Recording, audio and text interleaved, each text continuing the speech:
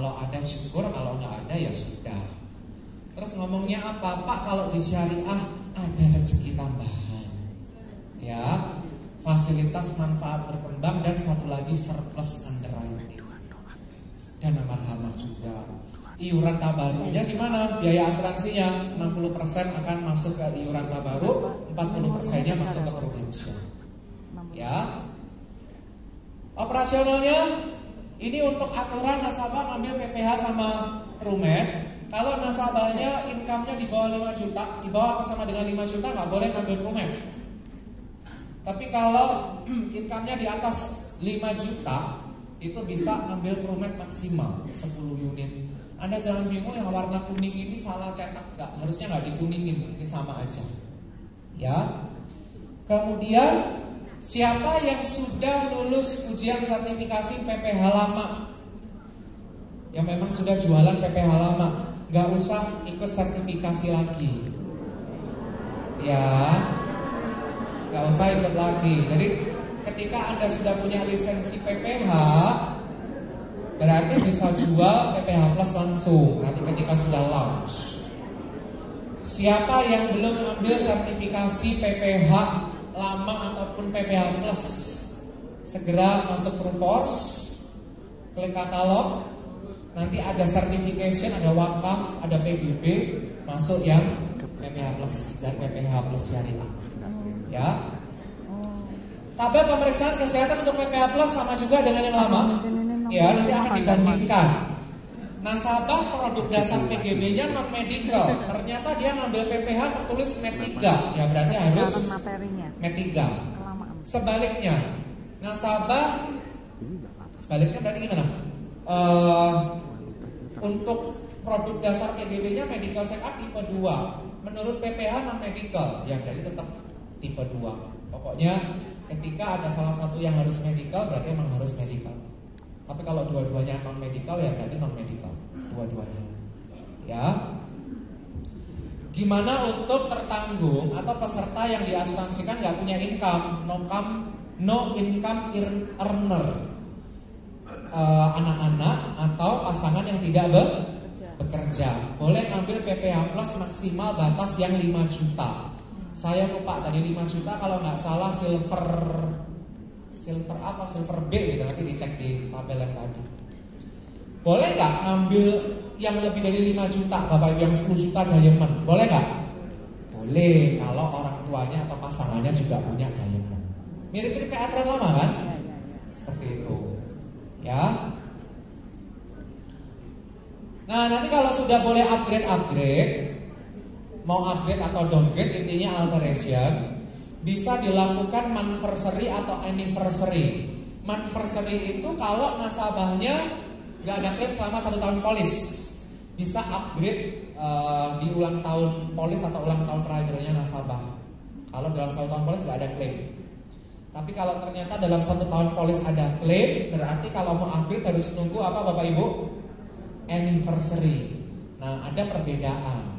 Kalau dulu ada ingat, nggak boleh ulang tahun polisnya misalnya 1 Maret, terus diajuinya benar-benar 1 Maret alterationnya, diterima nggak sama Prudential? Harus berapa hari dulu? Sebulan sebelumnya, ya kan? 30 hari. Sekarang 45 hari. Jadi 45 hari sebelum ulang tahun polis harus sudah segera diajukan alterationnya. Kalau dalam 1 tahun polis berjalan pernah ada klaim, kalau nggak ada klaim pakai aturan yang monthversary aja. Ya, konversi saya nggak akan ngomong sekarang Bapak Ibu karena agensi update-nya belum keluar. Nanti itu kalau konversi itu maksudnya berubah dari HS ke PPH Plus atau dari PPH ke PPH Plus. Karena kan kalau sudah punya PPH harus di drop PPH-nya, ya kan? Kalau udah punya HS mengambil PPH Plus, HS harus di drop, itu namanya konversi. Aturannya gimana? Pasti nanti ada aturan dari Prudential. Selama masa tunggu, Pak boleh pakai manfaat yang mana?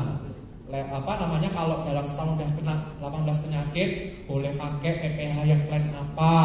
Kalau standar gimana? Kalau substandar gimana? Tunggu agensi update. Ya, nanti bisa dibaca detail di agensi update-nya.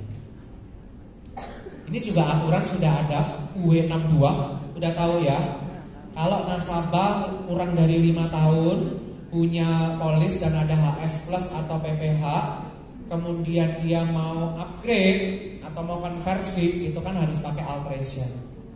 Tapi kalau sudah lewat dari atau lebih dari 5 tahun, harus pakai formulir UE62. Kalau agent yang sama, kalau agent yang beda, nanti akan ditelepon dulu nasabahnya sama underwriter pusat. Ini aturannya mirip dengan aturan yang sebelumnya, sama, ya. Ini caranya presertifikasi. Kenapa kok harus preotorisasi atau presertifikasi, Bapak Ibu?